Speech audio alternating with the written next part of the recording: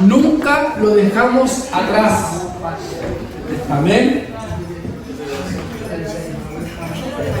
Así que estos son los temas que vamos a tratar hoy día. Hoy día en el tribunal, en el juzgado número 2 del policía local, donde está Pablo haciendo su comparendo, ¿cierto? Su defensa, va a llamar un nuevo testigo hoy día. Y ese nuevo testigo es Abraham. Y este testigo es un peso pesado, porque va a ir directamente Abraham por los judíos, ¿cierto? Y terminamos con Lutero.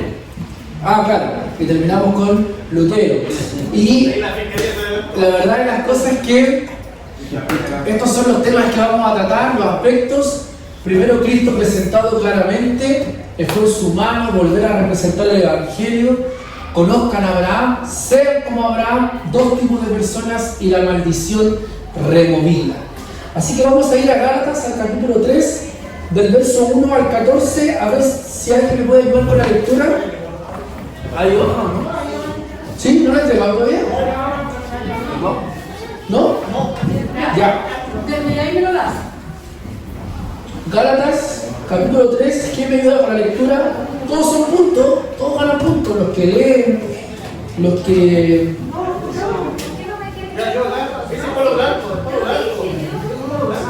Me da punto de leer. Gálatas 3. A mí está dando los puntos, ¿cierto? De los hermanos. Para mí, Pero ¿cómo se va a notar un punto, por favor? Gálatas 3, del 1 al 14. ¿Alguien leo? Léalo. Ya. Todos atentos a la lectura, ¿ven? Oh Gálatas insensatos, ¿quién os fascinó para no obedecer a la verdad? A vosotros ante cuyos ojos Jesucristo fue ya presentado claramente entre vosotros como crucificado. Esto solo quiero saber de vosotros. ¿Recibisteis el Espíritu por las obras de la ley o por el oír con fe? ¿Tan necios sois? Habiendo comenzado por el Espíritu, ¿ahora vais a acabar por la carne? ¿Tantas cosas habéis padecido en vano? Si es que realmente fue en vano. Aquel pues que os suministra el Espíritu y hace maravillas entre vosotros, ¿lo hace por las obras de la ley o por el oír con fe? Así Abraham creyó a Dios y le fue contado por justicia. Sabed por tanto que los que son de fe, estos son hijos de Abraham. Y la Escritura, previendo que Dios había de justificar por la fe a los gentiles, dio de antemano la buena nueva a Abraham, diciendo: en ti serán benditas todas las naciones. De modo que los de la fe son bendecidos con el creyente Abraham. Porque todos los que dependen de las obras de la ley están bajo maldición, pues escrito está: maldito todo aquel que no permaneciera en todas las cosas escritas en el libro de la ley para hacerlas. Y que por la ley ninguno se justifica para con Dios. Es evidente, porque el justo por la fe vivirá. Y la ley no es de fe, sino que dice: el que hiciere estas cosas vivirá por ellas. Cristo nos redimió de la maldición de la ley, hecho por nosotros maldición, porque está escrito: maldito todo el que es colgado en un madero, para que en Cristo Jesús la bendición de Abraham alcanzase a los gentiles, a fin de que por la fe recibiésemos la promesa del Espíritu. Amén. Palabra del Señor. Carmen, tú llevas una oración por la lectura, amén. Amén. Padre, te damos muchas gracias porque podemos estar aquí, Señor, reunidos para estudiar acerca de tu palabra. Gracias, Padre, porque tu Espíritu Santo, Señor, va alumbrando, Padre, cada pasaje de la Escritura para poder conocerte más a ti, para poder entender más el Evangelio, para que sea revelado cada vez más Cristo en nuestra vida. Te ruego que tú puedas, Señor, ordenar nuestras mentes, Señor, nuestros corazones, Señor, concentrarnos en tu voz, que el Espíritu Santo, Señor, esté en cada uno de nosotros ahí, enseñándonos, guiándonos, Señor, y siempre, Padre, como dice tu palabra, guiarnos hacia Cristo. Gracias te damos, en el nombre de Jesús. Amén. Amén. Amén. Bien, amados hermanos, quisiera partir compartiéndoles de que el título de este tema es Nunca lo dejamos atrás. ¿Y por qué se titula Nunca lo dejamos atrás? Porque la referencia de nunca lo dejamos atrás es el Evangelio. ¿Qué es lo que nunca dejamos atrás? El Evangelio. ¿Ya? Porque, amados hermanos, si hay algo que tenemos que entender es que el Evangelio es el camino por el cual entramos al reino de Dios. Estamos siendo claros con eso, ¿cierto? El Evangelio, el camino, la puerta por el cual entramos al reino de Dios. Pero a través de esta lección, amados hermanos, vamos a comprender que Pablo nos mostrará que el Evangelio es mucho más que eso. No solo somos salvos por el Evangelio, amados hermanos, sino que también ahora crecemos por el Evangelio. Bendito sea el Señor.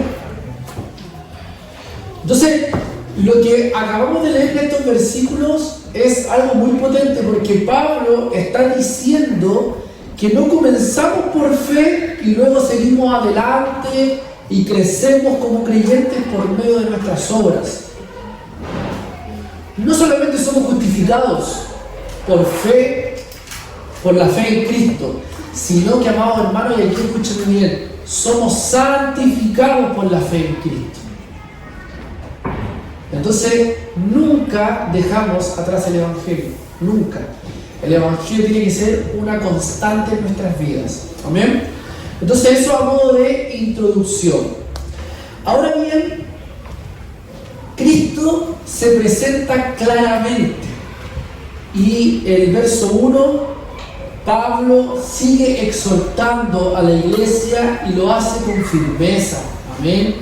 Lo hace con un tono fuerte, como muchas veces no nos gusta que nos hablen. O a usted le gusta que el pastor le diga, ¿o acaso eres un tonto? ¿O acaso eres un estúpido? O sea, es ofensivo. Es ofensivo.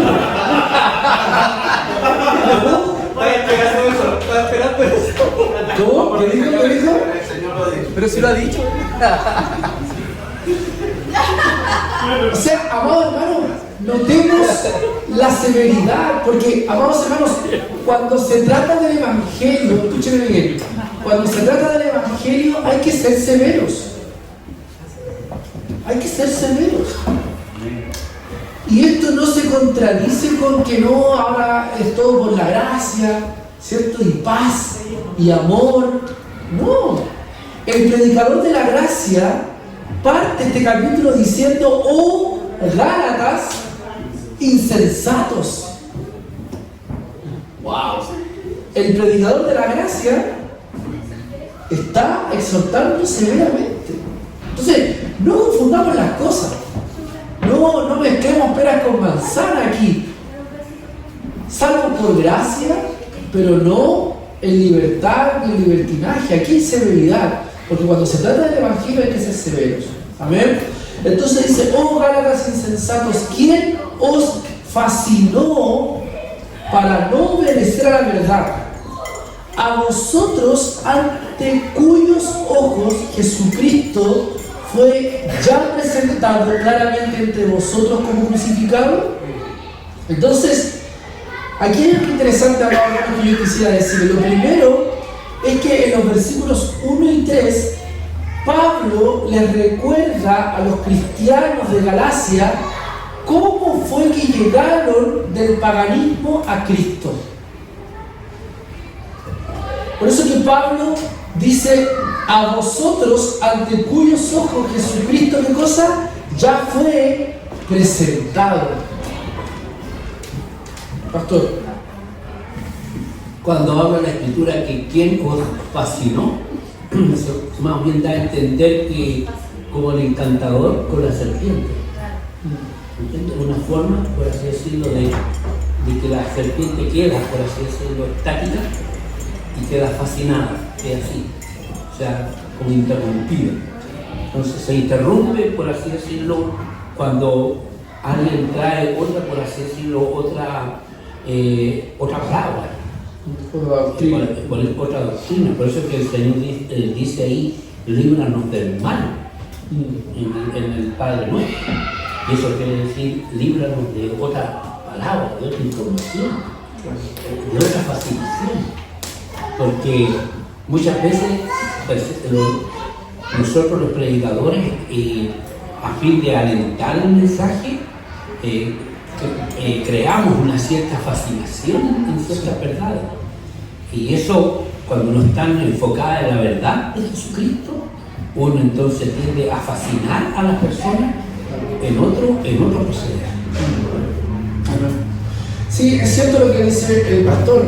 Recordemos el contexto de lo que estaba pasando en Gálatas.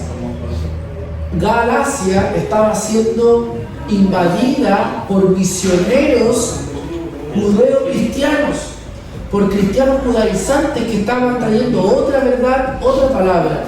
Por eso es que Pablo dice, oh Gálatas insensatos, ¿quién os fascinó para no obedecer a la verdad? Ahora aquí hay algo interesante, amados hermanos, porque, ¿sí? Sobre lo que está diciendo el pastor, hay un movimiento que es sobre la prosperidad, y eso también es parte del encantamiento, porque en otras palabras se predica otro evangelio, pues. Pero a los ojos del creyente es algo que gusta, pues, porque está hablando y lo quedan fascinados. Amén. Hay algo interesante porque Pablo ocupa esta expresión y dice: Jesucristo fue ya presentado claramente entre vosotros como crucificado. Estamos hablando de probablemente el año 47 después de Cristo, ¿ya? O sea, Jesucristo llevaba cerca de 13 años ya de la obra consumada, han transcurrido 13 años. Entonces, amados hermanos, situémonos en el contexto, porque cuando nosotros hacemos exégesis bíblica, tenemos que vencer la barrera temporal, tenemos que vencer la barrera contextual del texto, ¿ya? Para nosotros y para cualquier persona del mundo hoy en día que se le presente el Evangelio o que se le presente a un Jesucristo crucificado, no hay novedad, porque ya el Evangelio está masificado en el mundo, ¿cierto? Pero imagínense en este contexto donde solamente habían transcurrido 13 años o 14 años desde la crucifixión del Señor, que la presentación del Evangelio era un mensaje, pero era una explosión. Pablo, escribiéndole a los Corintios, le dice: a este vengo a presentar, a Jesús, a este crucificado. Por lo tanto, amados hermanos, si para nosotros es impactante el Evangelio en el encuentro con Jesús, porque ¿cuántos aquí no se fascinaron con Jesús cuando se encontraron con Él? Porque literalmente tuvimos un encuentro con Jesús. Nosotros no estábamos aquí probablemente porque nos trajeron, tal vez en un principio sí, pero si usted ha permanecido, ha perseverado, es porque usted está enamorado de Jesús, o enamorada de Jesús, y usted tuvo un encuentro con Jesús. ¿Cuánto más el encuentro que tuvieron los Gálatas cuando se les presentó el Evangelio? Entonces, amados hermanos, había un mensaje que se comunicaba: Jesucristo fue crucificado.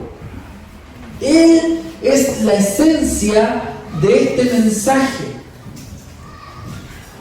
Entonces, ¿cómo van a retroceder si tuvieron un encuentro con Jesús? Por eso que los que tienen un verdadero encuentro con Jesús retroceden. Ahí la dejo. En esencia, Jesucristo crucificado ha sido presentado claramente. Recordemos lo que dice, que la fe viene por el oír. ¿Oír qué cosa? Palabra. Mis palabras que dice el Señor son vida. Por lo tanto, la predicación del Evangelio es fascinante, es un encuentro, es como cuando te encuentras en tu cita enamorada o enamorado, estás con tu corazón, ¿cierto?, latiendo a mil porque te vas a encontrar con la persona que te gusta, con la persona que te enamora. Lo mismo acá, amados hermanos. Por eso que para Pablo no le caía en su comprensión que los gálatas estuvieran retrocediendo en cuanto a la verdad del Evangelio. El Evangelio, amados hermanos, es un anuncio de eventos históricos, no una serie de instrucciones sobre cómo vivir. Es la proclamación de lo que ha sido hecho por nosotros, no una guía sobre qué debemos hacer. Amados hermanos, nosotros vivimos por las consecuencias de la cruz que ocurrieron hace 2000 años. Un hecho real, un hecho tangible. Toda nuestra vida está sujeta a las consecuencias de lo que ocurrió hace 2000 años atrás. No es el manual del televisor el que nos tiene que fascinar, es el televisor, viéndolo en HD, en 4K o en la tele que usted tenga, no sé si me explico. No es el de oídas te había oído, es el mis ojos ahora te ven. Amén. No es el de oídas te había oído, sino que es mis ojos ahora te ven. Amén. O sea, bendito sea el Señor. O sea, el Evangelio se está revelando. Gloria al Señor por eso. Y si usted ha estado 20 años caminando, hoy puede salir de este lugar con sus ojos abiertos. Amén. Entonces, amados hermanos, Cristo es presentado claramente. Y aquí está la versión NBI, porque Keller en su comentario se basa mucho en la versión NBI y yo quise rescatar ciertas ideas que vamos a después traducirlas en el griego. Dice así: oh Gálatas torpes. La suavizó, sí. Sí, oh Gálatas torpes. ¿Quién los ha hechizado a ustedes ante quienes Jesucristo crucificado ha sido presentado tan claramente? Tan claramente. Solo quiero que me respondan a esto: ¿recibir el Espíritu por las obras que demanda la ley o por la fe con que aceptaron el mensaje? ¿Tan torpes son? Después de haber comenzado con el Espíritu, ¿pretenden ahora perfeccionarse con esfuerzos humanos? Entonces, amados hermanos, aquí hay algo interesante en estos 3 versículos, porque aquí se nos pinta un cuadro de lo que Cristo ha hecho. Entonces dice algo acá interesante, pero también Pablo dice que este mensaje se apodera del corazón. Jesús fue claramente presentado. La NBI traduce el griego como claramente, que también quiere decir gráficamente, vívidamente. Miren qué interesante el griego aquí cuando dice Jesucristo crucificado ha sido presentado tan claramente. O sea, no es algo que está en nuestra imaginación, sino que es algo que es tangible, algo que nosotros vemos, observamos. Un cristiano no es alguien que conoce acerca de Jesús, sino es alguien que ha visto la cruz. Amén. Nuestros corazones son conmovidos cuando nos damos cuenta de que Jesucristo murió y resucitó, y juntamente con su muerte nos da vida. Gracias, Señor. Entonces, amados hermanos, esto es cuático, porque nuestro Evangelio les llegó no solo con palabras, sino también con poder, con el Espíritu Santo y con profunda convicción. Vamos a ver lo que dice 1 de Tesalonicenses capítulo 1 verso 5, y a ver si alguien me acompaña con la lectura. 1 de Tesalonicenses capítulo 1 verso 5. Amén, hermana. Verso 5. El 4 y el 5, perdón. Porque conocemos, hermanos amados de Dios, vuestra elección, pues nuestro Evangelio no llegó a vosotros en palabras solamente, sino también en poder, en el Espíritu Santo y en plena certidumbre, como bien sabéis cuáles fuimos entre vosotros por amor de vosotros. Amén. Entonces, amados hermanos, nuestra conversión no solamente fue un hecho intelectual, por eso que cuando llega el curadito a la iglesia, ¿cierto? Y recibe a Cristo, no nos conmovamos por eso, porque el curadito no está en su plena conciencia. No, para aceptar a Cristo uno tiene que estar consciente, tiene que estar lúcido, porque es un traspaso de información, pero aparte de la información que recibimos en la invitación a nuestra conversión, hay una obra de poder de parte del Espíritu Santo en nuestra conversión. Eso es lo que dice Pablo a la iglesia de los tesalonicenses. Entonces, amados hermanos, aquí lo que nosotros tenemos que entender es que la palabra que Pablo usa para perfeccionarse aquí, perfeccionarse con esfuerzos humanos, en el versículo 3, también en el griego significa epitelio, ¿ya?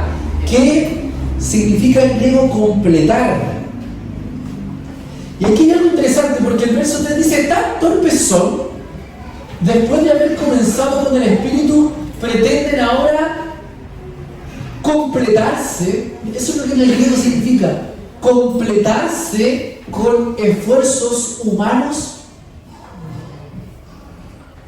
Amados hermanos, mientras yo reflexionaba en este estudio, analizaba que la esencia del ser humano consiste en llegar a un estado de plenitud. Todos aquí luchamos día a día para vivir plenos. Y me refiero con pleno, vivir tranquilos, vivir con un grado de satisfacción de decir, como el Señor lo dijo, ¿cierto? Ya todo está completo, ya todo está consumado. Del mismo modo, amados hermanos, en nuestras vidas cotidianas, nosotros podríamos pretender, y ojo, es un pecado que va a acompañarnos muy latente en nuestras vidas espirituales, el querer llegar a esos estados de plenitud. Por eso que me gusta el griego en la exégesis bíblica, porque el texto bíblico, en la Reina Valera, no nos ayuda tanto, pero sí la NBI nos ayuda, probablemente porque la NBI viene del texto mayoritario, viene del texto más antiguo, ¿ya? Por eso que ocupa esta palabra perfeccionarse. Pero la idea de Pablo es que dice: ustedes comienzan en el Espíritu, pero ahora su fuente de plenitud es la carne. O sea, ustedes están anhelando ser completos o estar completos con las cosas de la carne. En otras palabras, con las cosas de la vida. Un viaje, una propiedad, un auto. ¿Cuántas cosas que alimentan nuestra plenitud? Que contribuyen, y amados hermanos, nos afanamos en toda nuestra vida, ya sea laboral, por lograr cosas, por obtener cosas. Amados hermanos, cuando entramos en esa dinámica, lisa y llanamente, estamos perdiendo el Evangelio. Estamos perdiendo el norte. Ya no estamos caminando por la obra del Espíritu, sino que estamos caminando por las obras de la carne.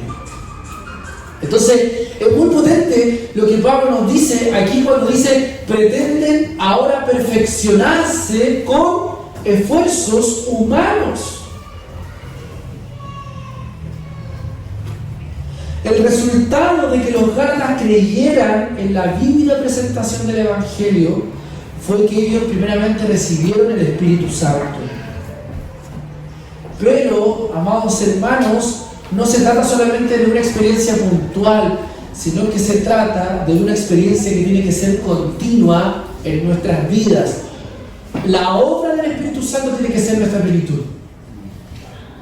La obra del Espíritu Santo, la llenura del Espíritu Santo, que ya sabemos por el estudio del Espíritu Santo que no hay éxtasis, no, sino que la llenura del Espíritu Santo significa vivir en el propósito de Dios, en la voluntad de Dios, conforme a la palabra de Dios.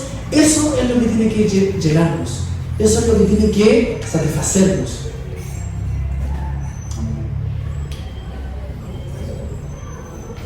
Por lo tanto, amados hermanos, cuidado, porque siempre vamos a transitar por una línea muy delgada en querer completar nuestras vidas con esfuerzos humanos.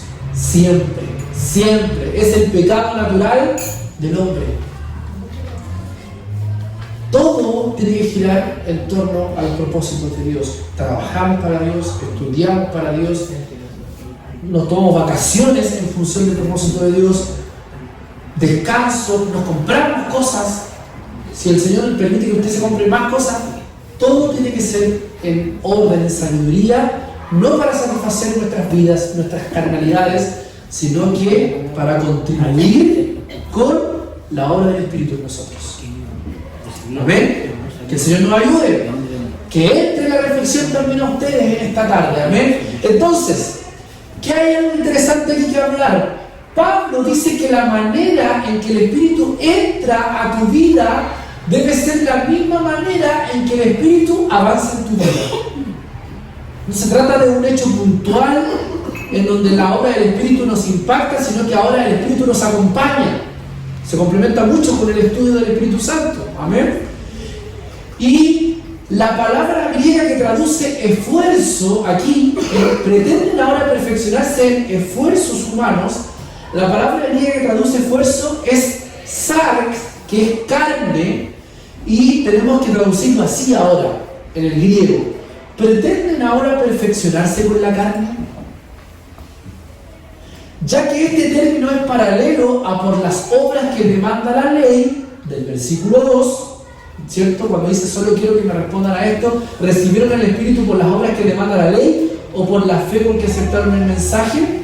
Los traductores de la NBI concluyen que estar en la carne quiere decir olvidar o no creer el Evangelio y buscar la perfección por medio del esfuerzo que depende de uno mismo. Entonces queda algo muy interesante porque Pablo ahora nos mezcla todo.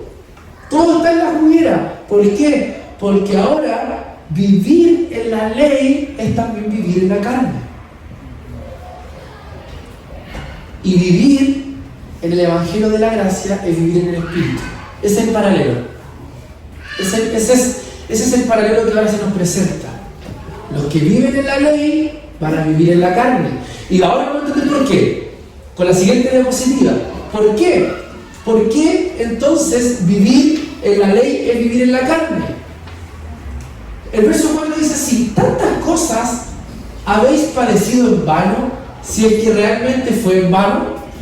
Aquel pues que os suministra el Espíritu y hace maravillas entre vosotros, ¿lo hace por las obras de la ley o por el oír con fe? Entonces, ¿cuál es la posición de la persona que escucha o que oye?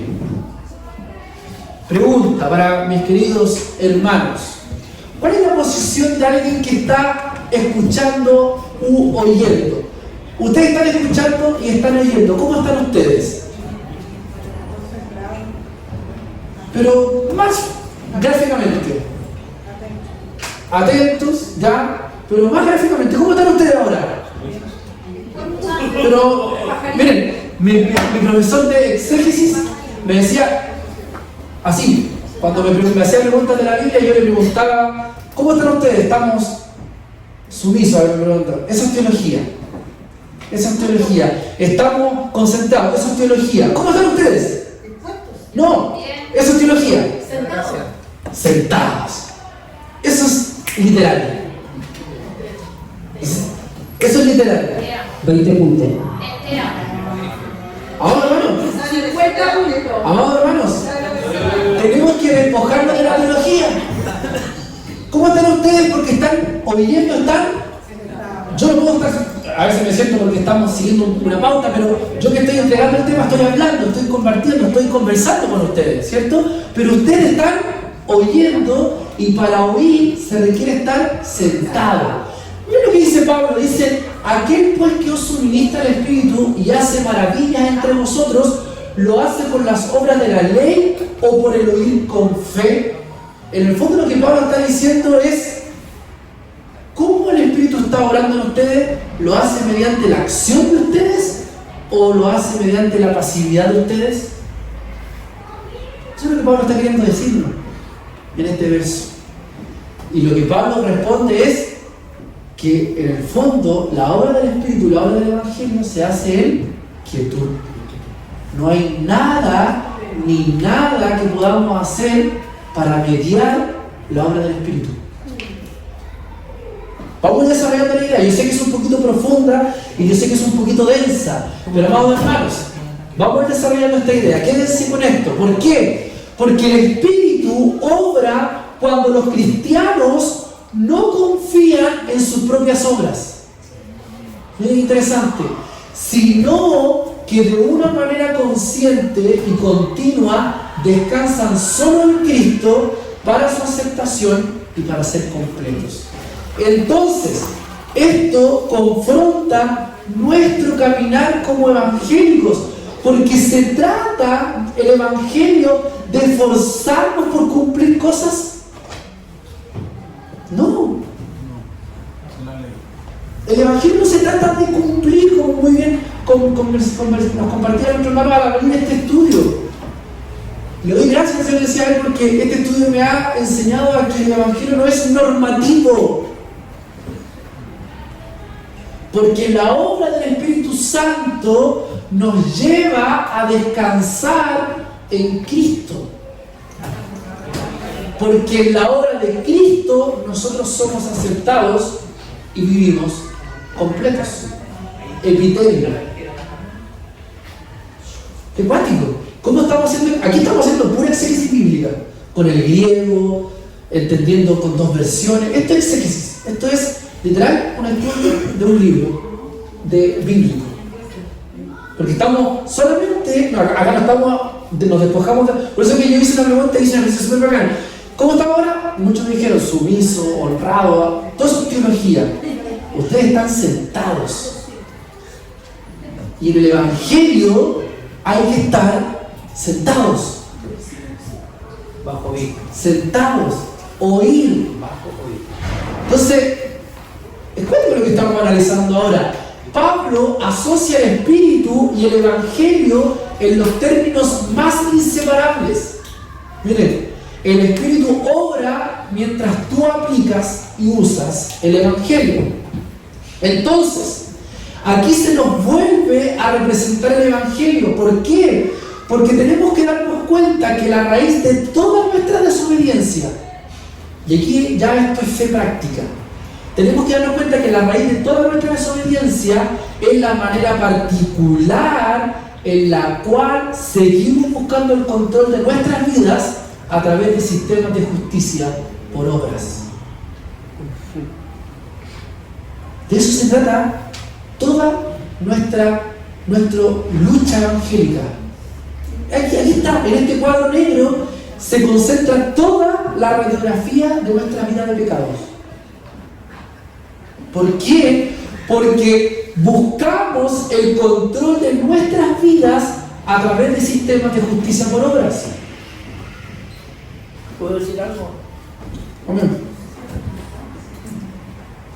Lo que pasa es que nosotros los ministros, los pastores, en su momento, cuando no pudimos realmente darnos cuenta de esta realidad, de lo que significa realmente vivir por fe, o diríamos asumir el Evangelio en una posición en la cual nos lleva a huir, en donde el Espíritu Santo entra y comienza ya a tomar total control de nuestra mente, de todo nuestro ser.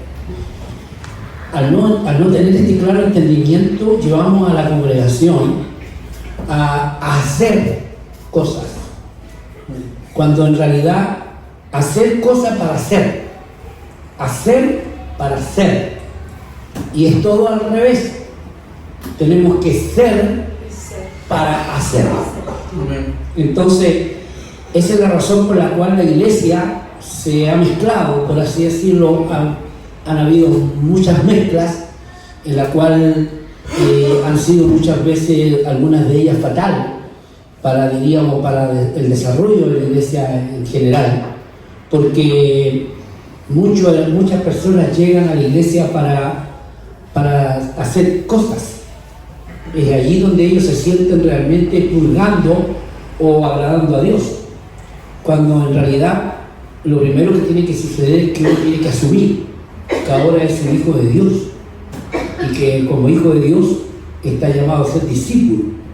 En este momento estamos siendo discípulos al estar en este lugar sentados, oyendo a Cristo. Entonces, esa es la situación. La situación es que no debemos hacer para hacer, sino que cuando ya tengamos en nuestras vidas la seguridad de lo que somos, entonces el Señor va a comenzar a usarnos en lo que Él quiere que hagamos. Sí, amados hermanos, vamos a ver mientras avanzamos por Gálatas que nuestro fracaso, escúchenme bien, nuestro fracaso en obedecer y conformarnos al carácter de Cristo no es un tema de falta de fuerza de voluntad. Como que hay algo que se requiere para que nos esforcemos más. Porque, amados hermanos, cuando nosotros vivimos la dinámica del evangelio del esfuerzo, de ya hoy día no voy a pecar, hoy día voy a ser mejor, hoy día voy a cambiar mi carácter, voy a controlar mi ira, voy a controlar mi enojo, voy a controlar mis pasiones. Esto de esforzarse más es confiar, escúcheme bien, en nuestros propios esfuerzos para guardar la ley. Miren qué interesante, es confiar en nuestros propios esfuerzos. Por eso que la raíz de nuestra desobediencia es esa, es buscar el control de nuestras vidas a través de sistemas de justicia por obras. Esto es muy cuántico, es muy relacional, es muy profundo. Yo creo que tal vez tendríamos que meditarlo mucho más para poder comprenderlo. Pero, amados hermanos, la manera de progresar como cristianos es, ¿qué cosa? Arrepentirnos y desarraigar estos sistemas. Igual que cuando llegamos a ser cristianos con la debida representación y ahora re-representación de la obra salvadora de Cristo por nosotros. Cuando abandonamos los esfuerzos de confiar en nosotros mismos, ¿para qué cosa? Para perfeccionarnos. Entonces, amados hermanos, nosotros tenemos que ahora presentarnos desde otra perspectiva con las cosas que son débiles para nosotros, son nuestra debilidad. Por ejemplo, aquellos que tengan un problema con la ira. Voy a dar un ejemplo. Señor, tengo un problema con la ira. Por favor, quita con tu poder. O dame el poder para perdonar. Porque es en ese momento, cuando estamos lidiando con nuestra carnalidad, es cuando tenemos que aplicar el Evangelio. Es ahí. Pablo, ¿qué es lo que nos diría? Que la amargura sin control es resultado de no vivir de acuerdo con el Evangelio. Porque, amados hermanos, cuando por ejemplo nosotros nos airamos y pecamos, es porque en cierta manera nosotros estamos perdiendo el control de las cosas. Y eso quiere decir que si nosotros estamos perdiendo el control de las cosas, entonces hay otras cosas que nos manejan nuestra vida. Y este estudio nos está diciendo de que nosotros no tenemos que ser manejados por nada ni por nadie, porque no tenemos que accionar en nada ni con nadie. Nosotros tenemos que estar quietos, plenos en Cristo.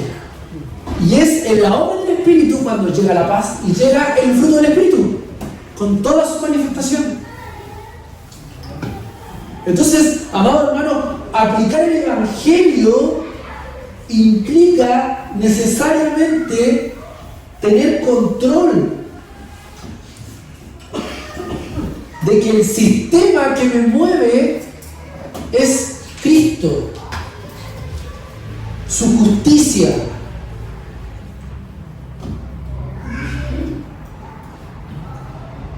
Entonces, si estoy enojado y no puedo perdonar, ¿qué es lo que tanto necesitamos? ¿Qué es lo que no hemos conseguido que creo que debemos tener para sentirme completo? Y eso lo podemos poner en perspectiva con cualquiera de nuestros pecados o con cualquiera de las cosas que nos debilitan o nos sacan del Espíritu. Amén. Y el Evangelio ordena nuestras vidas desde ese prisma, desde esa perspectiva. Ya no en la visión de que tenemos que esforzarnos para no pecar, sino de que tenemos que examinar nuestro pecado y ese pecado llevarlo a la cruz. Porque hay otro elemento que está tomando el dominio y el control de nuestras vidas, no Cristo. Entonces, ahora viene el remate de Pablo porque presenta a Abraham y en el verso 6 dice así: así Abraham creyó a Dios y le fue, ¿qué cosa? Contado por justicia. Sabed, por tanto, que los que son de fe, estos son hijos ¿de qué? De Abraham. Entonces aquí Pablo está ahora invitando a este tribunal a probablemente una de sus cartas fuertes, porque Abraham, ¿cierto?, es el padre de los judíos. Él es el padre, él es el referente. Entonces Pablo quiere que ahora consideremos a Abraham.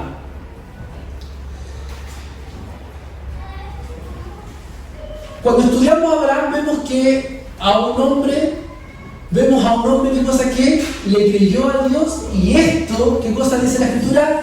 Se le tomó en cuenta como justicia. ¿Qué significa esto, amados hermanos? Lo que es más importante acerca de Abraham es que fue un hombre, ¿qué cosa? De fe. Pablo está diciendo, el padre fundador del pueblo judío, ¿qué cosa? Estaría de acuerdo con lo que yo estoy planteando.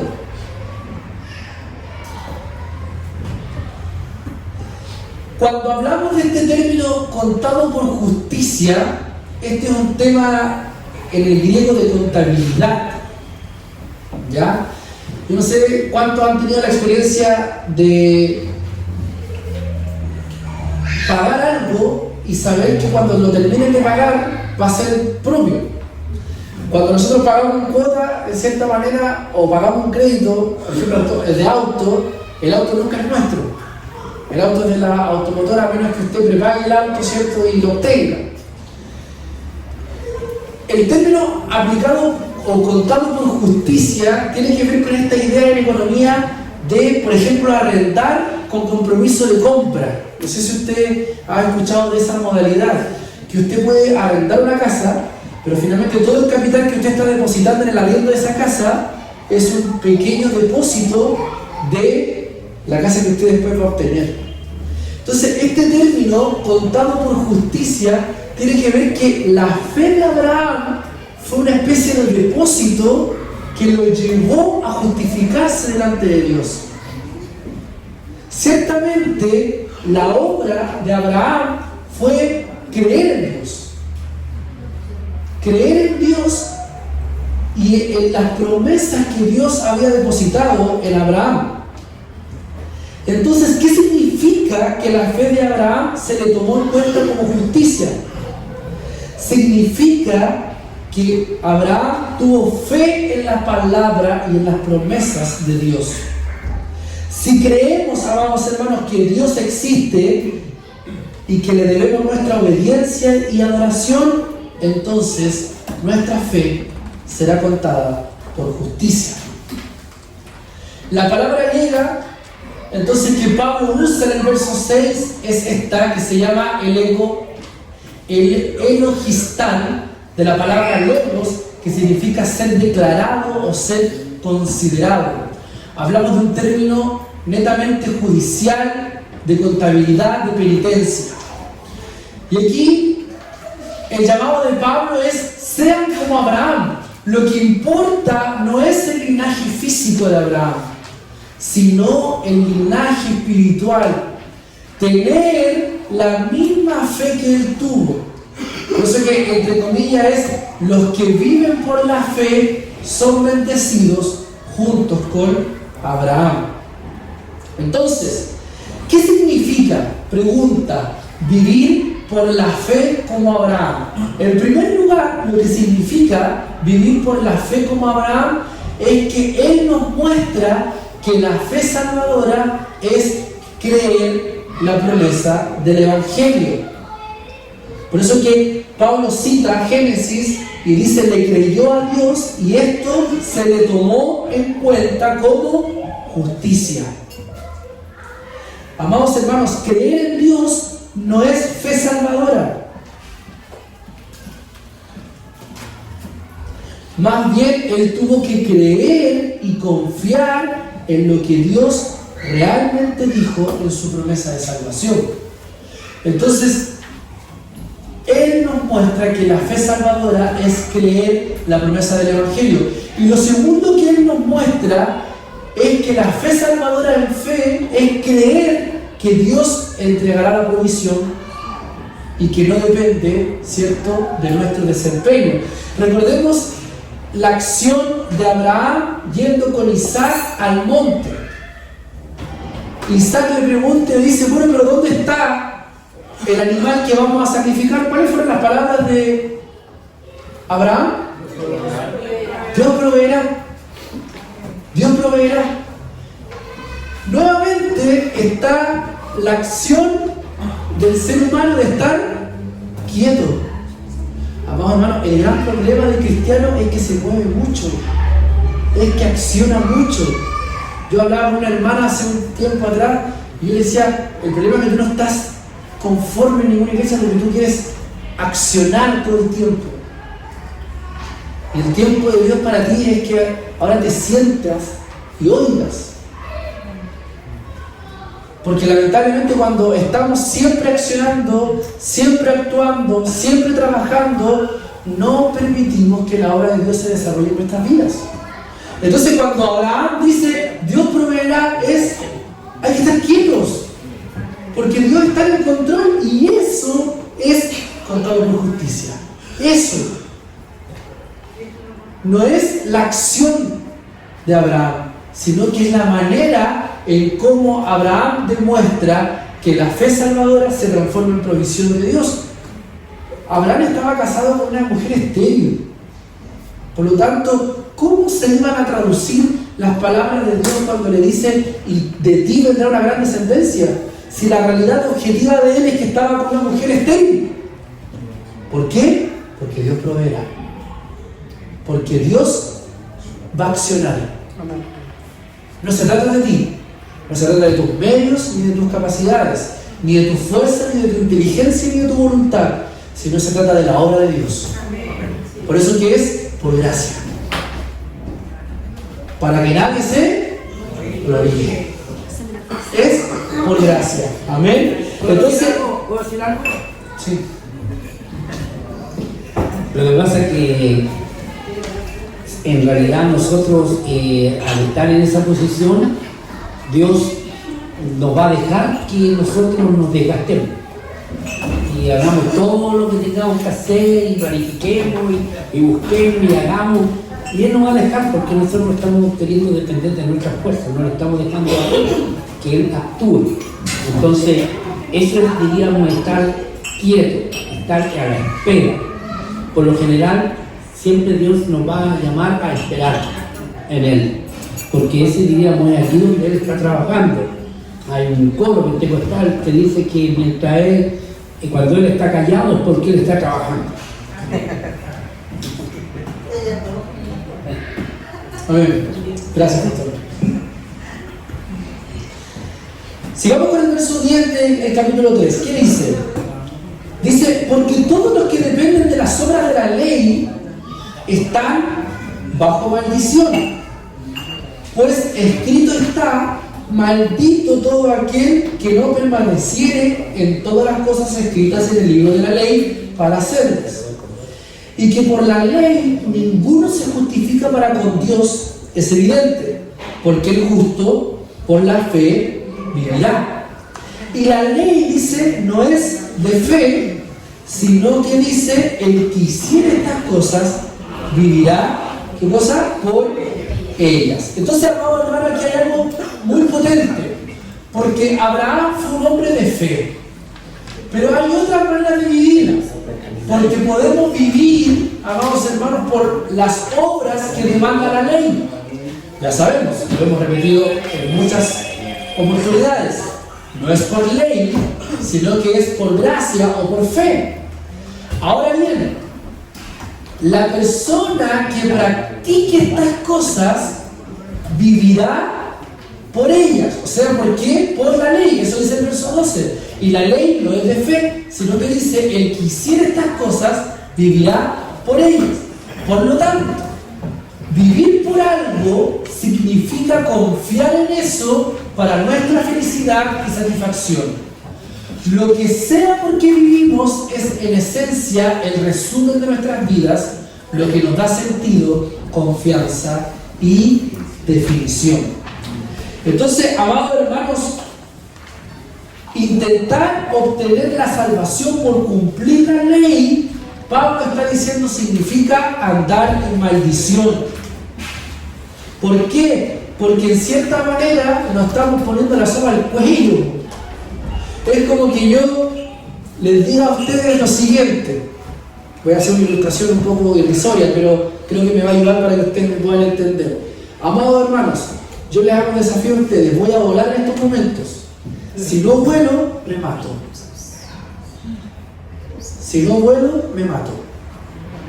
Entonces, todo atento que yo voy a volar ahora. A menos que el Espíritu Santo me dé un superpoder para volar, lo objetivo es que no voy a volar. Lo objetivo es que no voy a volar. Entonces, lamentablemente, por mi promesa de decir, si no vuelo me mato, yo, que finalmente estoy atrayendo en mi vida, estoy atrayendo maldición. Eso es lo que Pablo está queriendo decir en estos textos. Si ustedes quieren vivir por la ley, son malditos. ¿Por qué? Porque no la van a cumplir. Y si no la cumplen, están condenados.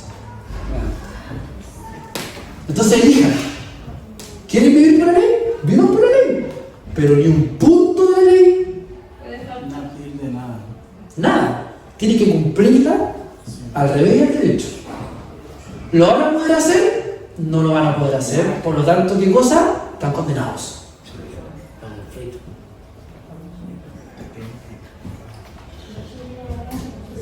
Entonces, amados hermanos, es tremendo esto. Porque finalmente vivir por la ley, y lo compartíamos con los hermanos músicos el día domingo, trae inseguridad, trae ansiedad. Vivir por la ley trae muchas consecuencias que son nefastas en nuestras vidas espirituales y que no contribuyen en nuestra salud. Entonces Pablo dice, y que por la ley ninguno se justifica para con Dios. Es evidente, porque el justo por la fe vivirá. Las palabras que resonaron en Martín Lutero para decir no más acción para obtener salvación, no más indulgencia para finalmente obtener perdón, porque todo se trata de Cristo y de su obra ya consumada. Entonces, ya estamos finalizando. ¿Por qué podemos entonces escapar de la maldición y disfrutar la bendición prometida a las naciones? El verso 13 dice lo siguiente: Cristo nos redimió de la maldición de la ley, hecho por nosotros. Maldición porque está escrito: maldito todo el que es colgado en un madero. Para que en Cristo Jesús la bendición de Abraham alcanzase a los gentiles, a fin de que por la fe recibiésemos la promesa del Espíritu. Entonces, aquí Pablo ocupa varios textos. Ocupa un texto de Deuteronomio capítulo 21, verso 3, que quiero que lo leamos porque me va a ayudar mucho en la interpretación de este texto. Vamos a Deuteronomio capítulo 21.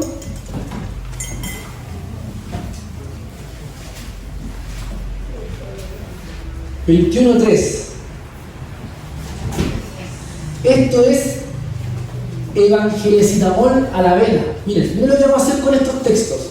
¿Quién me ayuda con la lectura? Deuteronomio 21:3. Dice 23. 21:23, perdón. Deuteronomio 21:23. ¿Qué dice? Amén. No dejaréis que su cuerpo pase la noche. Entonces, ¿puedo leer el 22:23?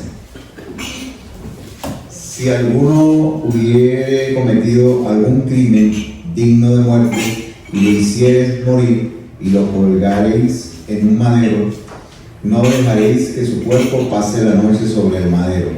Sin falta lo enterrarás el mismo día, porque maldito por Dios es el colgado, y no contaminarás tu tierra, que Jehová tu Dios te da por heredad. Qué interesante, porque Pablo está diciendo lo siguiente, tal como se nos comentaba: si ustedes quieren vivir por la ley, bien, vivan por la ley, pero si no la cumplen, son, ¿qué cosa? Malditos. Pero miren lo interesante, porque el maldito era el que era colgado. Ya sea que en el antiguo tiempo lo apedrearan, pero cuando ya moría lo tenían que dejar colgado. Los romanos después ocuparon este elemento de crucificar a los malhechores como pena capital, ¿cierto? Y por eso que nuestro Señor Jesucristo fue crucificado, porque estaba dentro de un contexto romano. Y eso era algo que los romanos aplicaron durante cierto su periodo de imperio. Ahora es interesante porque el que es colgado es el maldito. El que es colgado es el maldito. Y ahora en el verso 13 Pablo dice: Cristo nos redimió de la maldición de la ley. ¿Qué hizo Cristo entonces? Se hizo maldito. Por eso que Jesús cumplió la ley a cabalidad y tuvo que morir inocentemente. Es cuático el viaje, el trayecto que estamos haciendo de este texto de Deuteronomio y en la obra de Cristo, cómo Él nos provee la salvación haciéndose el maldito. O sea, Él no solamente tira un salvavidas para rescatarnos de este ahogo que estábamos teniendo en pleno océano, sino que lo que hace Jesús: se tira al mar, muere Él y nos salva a nosotros. O sea, Él se hace inclusivo en nuestra penitencia de maldición. Eso es muy potente en nuestro entendimiento del Evangelio, porque ahora, dice Pablo, hace la conexión con Cristo, cuya ejecución fue en un madero para mostrar que Él experimentó la maldición del rechazo divino. Porque finalmente, cuando no somos capaces de cumplir la ley, ¿quién es el que nos rechaza? Dios. Dios nos rechaza. Entonces, Él, lo que hace Jesús, le dice: ya no quiero que Dios nos rechace a ustedes, porque ustedes van a ser incapaces de cumplir la ley, entonces Dios me va a rechazar a mí. Por eso que cuando Cristo muere, Que la ley es santa. exactamente, por eso cuando Cristo muere, Él incluso dice: Padre, ¿por qué me has abandonado? Porque Jesús se hizo, ¿qué cosa? Pecado, se hizo maldito, tomando nuestro lugar. Y en este contexto, amados hermanos, la palabra por significa a favor de o en lugar de. Jesús, amados hermanos, fue nuestro sustituto. Él recibió la maldición que nosotros nos ganamos para que nosotros recibiéramos la bendición que Él ganó. Camila, ¿usted quería comentar algo? Sí, Con el micrófono para que se escuche en la grabación. es que me vino como un... no sé cómo explicarlo, pero fue como una explosión en mi cabeza, porque delante leíamos, y lo escribí acá, de que el que quiera vivir por la ley tiene que cumplirla completa, porque si no, por no hacerla va a ser un maldito. Al no cumplir uno de los puntos ya era maldito eso. Entonces es súper fuerte luego leer de que Cristo, habiendo cumplido la ley, porque Él cumplió completamente la ley, no era maldito. Pero el solo hecho de que Él haya muerto en la cruz, lo hayan crucificado, se volvió maldito. Entonces es súper fuerte en la vida de uno ver lo que hizo Cristo, ver lo que hizo Él, habiendo cumplido la ley. O sea, Él la cumplió completamente, no había ninguna imperfección en Él, nada. Aún así fue considerado maldito por haber estado crucificado. Entonces es súper fuerte cómo Cristo, siendo perfecto, se entrega en la cruz, se vuelve maldito, siente el abandono de parte de Dios por el simple hecho de que Él sabía que nosotros no lo íbamos a poder hacer. Y es súper igual confrontacional para uno, porque uno cae en eso que hablábamos antes, de que uno cae en querer hacer cosas, y en eso de querer hacer cosas para hallar agrado, por así decirlo, de parte de Dios, también tiende a medir a otros. Y qué fuerte que nosotros lo hagamos cuando Dios no lo hace, cuando Cristo no lo hizo.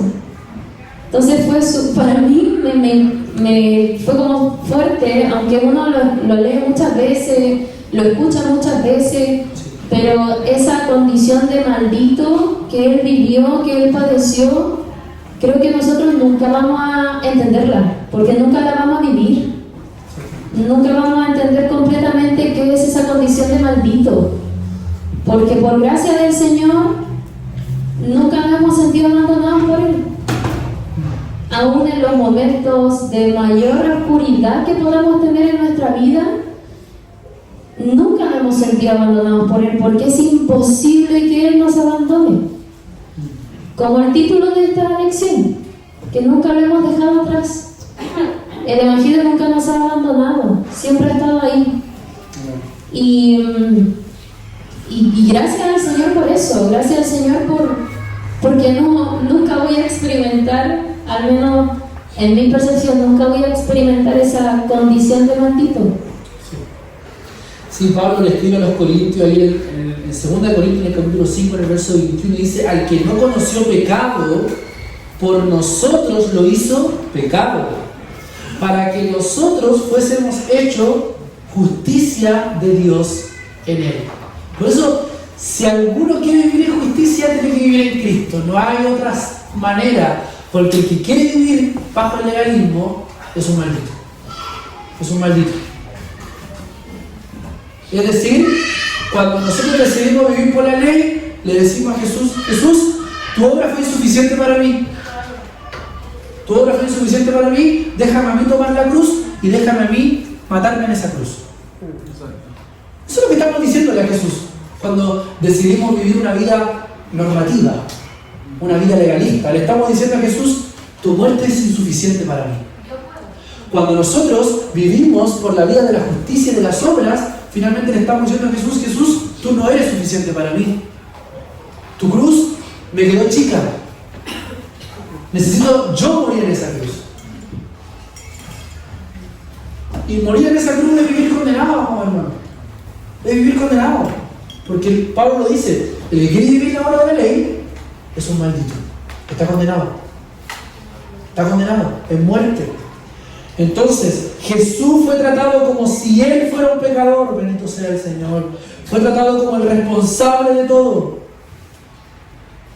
Él se volvió pecado. Me conmueve y me llena esto y terminar el estudio de esta manera, porque ¿por qué, amados hermanos, es tan importante darnos cuenta de esto? ¿Por qué es tan fundamental darnos cuenta de esto? Porque la salvación significa mucho más que perdón. Amados hermanos, la salvación significa mucho más que perdón. No es que solamente Jesús nos hizo un borrón y cuenta nueva y llegamos de un modo u otro, así como espontáneamente, a ser perfecto a la vista de Dios, sino que se trata de que confiamos en la muerte de Cristo, y en esa confianza Él nos quita la maldición para no seguir con esfuerzos humanos.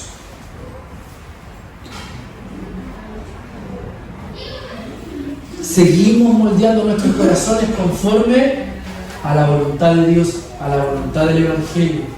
Y lo segundo, amados hermanos, es que no es que solo nos hizo borrar y cuenta nueva, como lo acabo de decir, sino que ahora nosotros permanecemos perfectos a la vista de Dios. O sea, finalmente ya no somos nosotros, sino que es Cristo. Él ya no nos mira a nosotros, sino que Él mira a Cristo. Cuando nosotros andamos con las obras de la ley, andamos sin Cristo. Y Dios nos condena, nos rechaza. Porque la única forma de ser aceptados por Dios es mediante la obra de Cristo. Por eso, cualquiera que quiera, ¿cierto?, abrazar a Cristo, tiene que hacerlo en quietud,